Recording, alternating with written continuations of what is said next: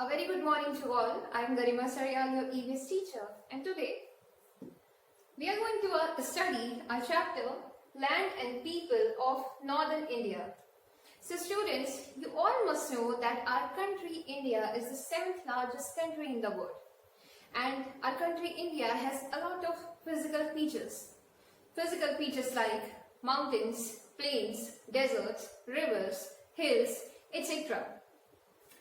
So, a line passes from a country that is called Tropic of Cancer. This line, as you can see, is called Tropic of Cancer. And this line divides our country India into two parts. First is Northern India and second is Southern India.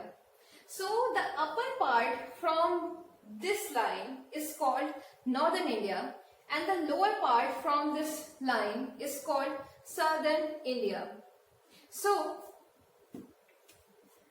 Northern India has a lot of varieties, a lot of variations in physical features, in languages, in cultures, etc. So, in Northern India, we are going to study about three major geographical ranges. First is the Great Himalayan mountain range. You all must have heard about Himalayas, right? So the Himalayas is the highest mountain range in the world, and it has three major parallel ranges. It is divided into three major parts. This is the Great Himalayan mountain range, and it is divided into three major parts. The first outer part, if you can see, it is called Himadri or the Great Himalayas. Then this middle part is called Himachal or the Middle Himalayas. And last, this line, if you can see, this line in this map, this is called Shivalik or the Outer Himalayas.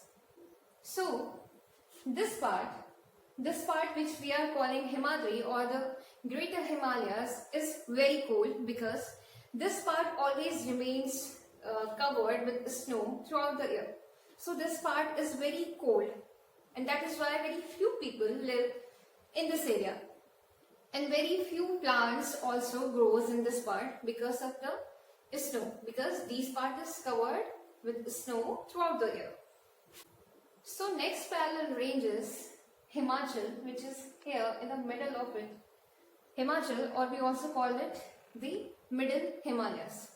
So this part lies in the south of the Himadri, which we are also calling the Greater Himalayas. थोड़ा नीचे की तरफ है हिमाद्री से यहाँ पे middle. Okay. So if you have visited Mussoorie, Darjeeling, Nainital, all these hill stations lies in this middle part, in this middle of the Himalayas. And the trees which grows in these parts are deodar, oak, pine, etc. So the climate in this region is suitable for living.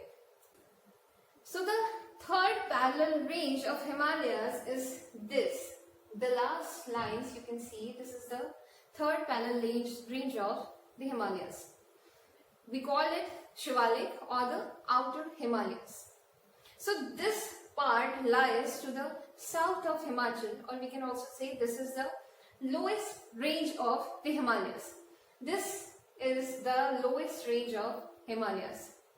So this range has dense forest and the land is very suitable for cultivation. So the main occupation of people living here is farming and sheep rearing. Now let's know the importance of the Himalayas. So as I have told you that the Himalayas is the highest mountain range in the world.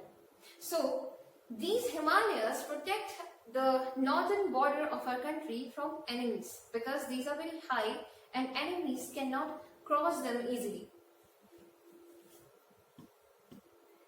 Next is the snow-covered peaks of Himalayas provide water to the rivers throughout the year.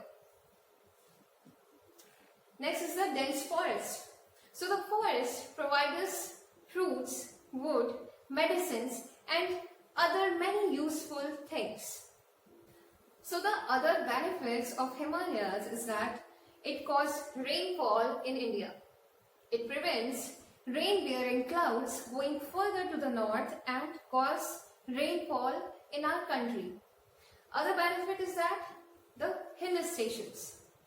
The Himalayas has a lot of hill stations which attract a lot of tourists every year.